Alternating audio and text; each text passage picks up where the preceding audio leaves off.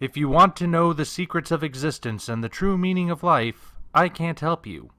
But if you want some book recommendations, why not try reading the ones I wrote? If you're a fan of giant monster mayhem and anime weirdness, why not try Operation Red Dragon: The Daikaiju Wars Part 1? If horror is more your style, you can't go wrong with The Occult Mafia. Those who enjoy their fantasy with a dark twist may be interested in Emerald of Maddox City. And if you're interested in shared universes, why not read all three? Hop on down to the description for links to all 3 books on Amazon. Enjoy whichever ones you read, and enjoy the video. Hello, ladies and gentlemen. I am the Omni Viewer, and welcome to Genre Bender's Obscurities and Flawed Gems, where we look at the best stuff you've never heard of. Last year, I reviewed God's Wrath: Tournament of the Divine, a book by William Kearney. Excuse me just a moment. Did I get it right that time, Snazzy? I think so. Now you just have to keep it up for the rest of the video. That's easy enough. Anyway, this book was always just the beginning. There has since been a second book released, and I'm here to tell you if William Carved Meat's series is worth continuing. And you blew it. That has got to be a new record for you. Practice makes perfect. I'll get it again eventually. Book 1 was our introduction to a world where the gods, all of them, returned to Earth so as to directly preside over humanity. More importantly, it was where we met Virgil Knight, a mythologist with no money, a busted leg, and a bad case of hemophilia, and son Wukong, the Monkey King from the Journey to the West, reborn as an energetic, tomboyish human woman with a few simian features. As part of the new divine policy, reborn gods and demigods like Sun are placed with human caretakers like Virgil to get everyone better acclimated to the New World Order. After a harrowing encounter with a Nukkalavi in the first book that nearly killed Virgil, Sun has a plan to better protect him, a plan that involves entering the God's Wrath Tournament, a sporting event in which the more battle-oriented deities fight each other for the entertainment of the masses. Book 2 picks up a few weeks later, and depicts how Sun is able to enter the tournament by replacing the storm goddess Susanoo, as well as her first battle as an unknown against the Greek war goddess Bellona. I admit that summary is very condensed on my part. Trust me, there's a lot more going on in this book than just that. In a broad sense, Book 2 has a similar formula to Book 1, wherein the first act is more slice-of-life oriented, the second act is more action-oriented, and the aftermath of the big fight brings in ultra-powerful entities that cast judgment over what just happened.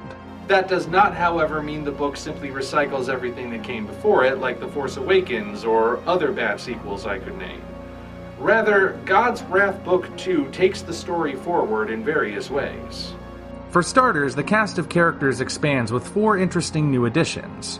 We have Ratatoskr, the squirrel messenger of the Norse pantheon, Thoth, the Egyptian knowledge god who works in the sanctuary of the librarians, and the aforementioned Bellona, Greek war goddess cared for by the wealthy war veteran Leonardo Russo. Though only just introduced, they each bring something to the table. Ratatoskr is mostly there to provide comic relief, specifically in how the pride she feels for the Norse pantheon is juxtaposed with her own self-imposed body issues, specifically how flat-chested she is compared to Sun. Beyond that, she has the least to do of the new characters, and her primary gag should be familiar to anyone who watches a lot of anime, but she fills her comedic role well enough. Thoth provides the most intrigue of the newcomers. He has a habit of narrating every time he speaks, as though he sees the world as one big story in which he is the only character that can see beyond the fourth wall. For example, I thank you for dealing with my curiosity. It's simply in our nature as knowledge gods, I kindly speak. Congratulations, you are officially in the tryout finals in place of Susanoo-no-Mikoto. I announce, theatrically of course. He also seems able to discern things about people at just a glance, though we learn there are some things which remain enigmatic even to him.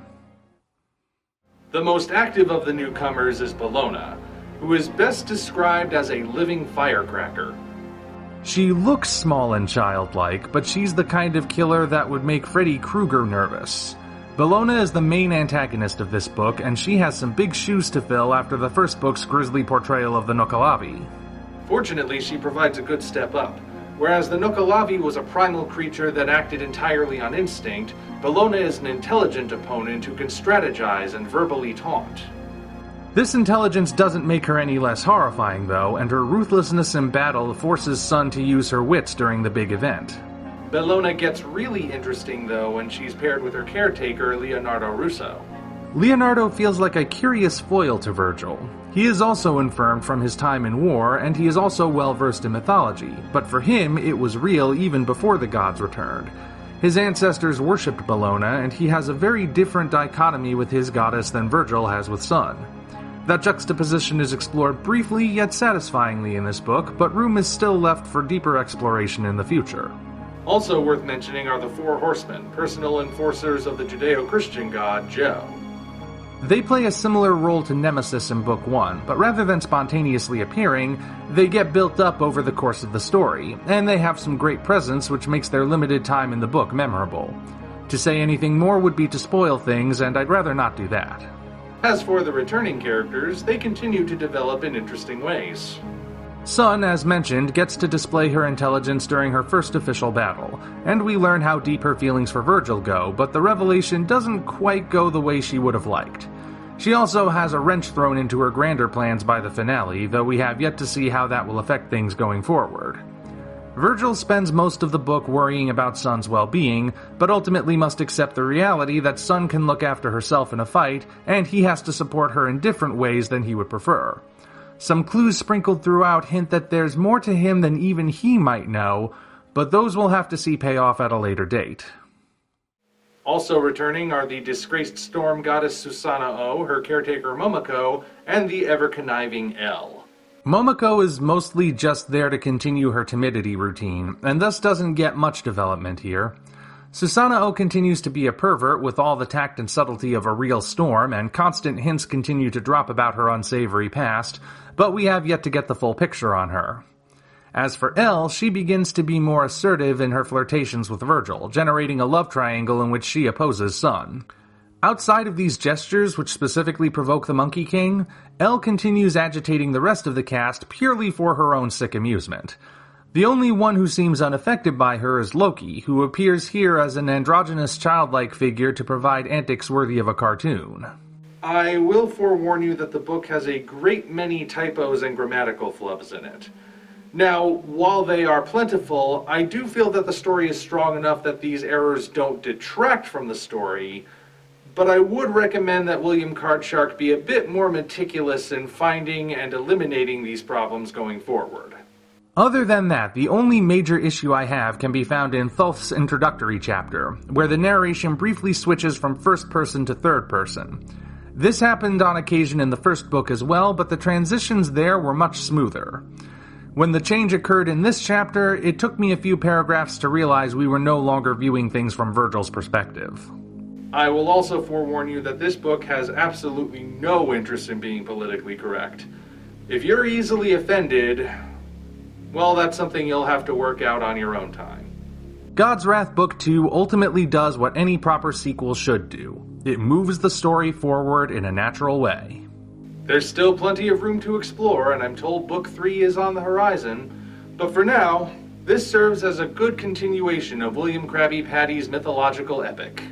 You're messing up his name on purpose, aren't you? Maybe. Either way, I still enjoyed Book 2, and I'm definitely looking forward to Book 3. Until such time as we meet again, this is the Omni Viewer signing off.